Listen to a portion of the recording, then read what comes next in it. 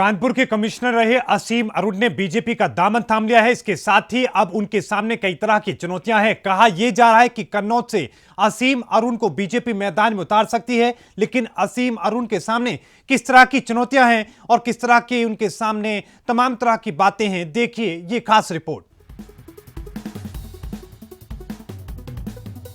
मैं बहुत आभारी हूं कि मुझे ये पार्टी ने अवसर दिया।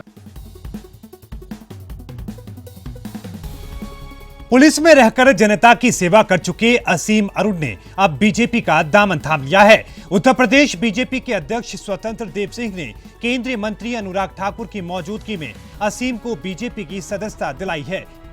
अब ऐसे में बीजेपी असीम को कन्नौज से चुनावी मैदान में उतार सकती है। कन्नौज में असीम के सामने कई चुनौतियां हैं। कन्नौज को यादव परिवार का गढ़ माना जाता है और यहां से अखिलेश यादव और डिंपल यादव लोकसभा का चुनाव लड़ते रहे हैं। इसलिए भी असीम के लिए कन्नौज को फतह करना बेहद चुनौतीपूर्ण होने वाला है। हालांकि असीम बीजेपी से जुड़कर लोक सेवा करने का दावा कर रहे हैं और खुद को खासा गौरवान्वित महसूस कर रहे हैं।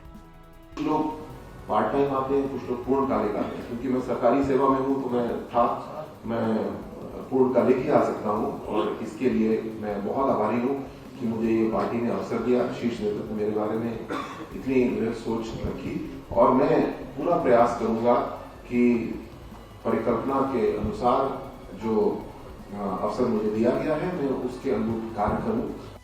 असीम अरुण उत्साह से भरे हुए नजर आ रही हैं और बीजेपी में खासा उत्साहित नजर आ रही हैं। कन्नौज इलाके में असीम अरुण का खासा दबदबा माना जाता है।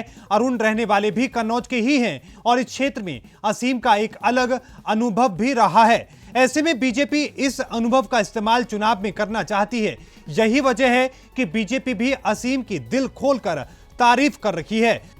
स्वतंत्र देव सिंह ने कहा कि परिवार को इच्छा रहती है कि मेरा बेटा अधिकारी बने और समाज की सेवा करे। एक ईमानदार छवि दलित, शोषित, वंचितों को न्याय के लिए, उनके सम्मान के लिए उनका शोषण ना हो, ऐसे असीम अरुण के पिता ने यूपी डीजीपी की तरह अपना जीवन व्यतीत किया। आज इसी के रास्ते पर उनका बेटा है।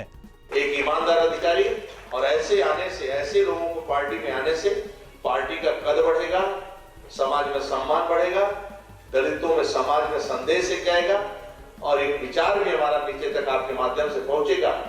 जो लोग गुमराह करते हैं, जो उनका शोषण करते हैं, उनको लूटते हैं, मात्र एक दल है राजनीतिक दल, आदरणीय मोदी जी जैसा नेतृत्व जो गरीबों की खुशहाली के लिए मरते हैं और उनके लिए काम करते हैं। और राज्य में आदरणीय योगी जी के आने के बाद मुसहर, वनटांगिया, थारू जैसे लोगों को राजस्व गांव में भी नहीं जोड़ पाते थे, आज भी उनको पक्का मकान देने का काम किसी ने किया है।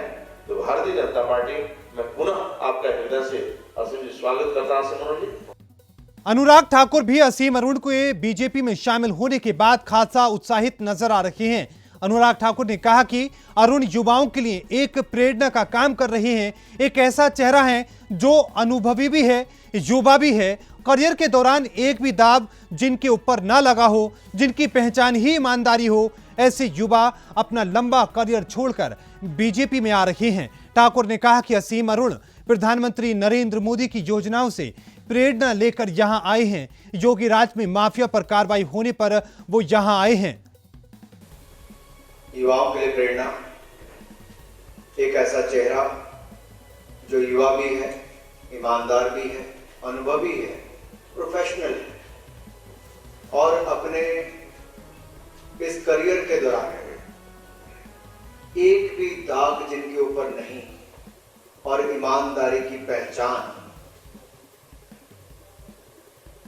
ऐसे युवा अपना लंबा करियर छोड़ने के, अपना अनुभव लेकर जब भारतीय जनता पार्टी में शामिल हो रहे हैं तो एक नई पारी की शुरुआत करने जा रहे हैं। असीम अरुण की एंट्री के बाद बीजेपी खुश नजर तो आ रही है, लेकिन एक सवाल सभी के मन में है कि असीम अरुण यादवों के गढ़ में कैसे सियासी जंग जीत पाएंगे। ये सच है कि लोगों में अरुण के लिए एक अलग समर्थन है, लेकिन सच ये भी है कि अरुण के लिए सियासी राहें इतनी आसान नहीं होने वाली। अब देखना दिलचस्प होगा कि बीजेपी असीम अरुण को कहां से मौका देगी और असीम कैसा प्रदर्शन कर पाएंगे। Bureau report, R9 news.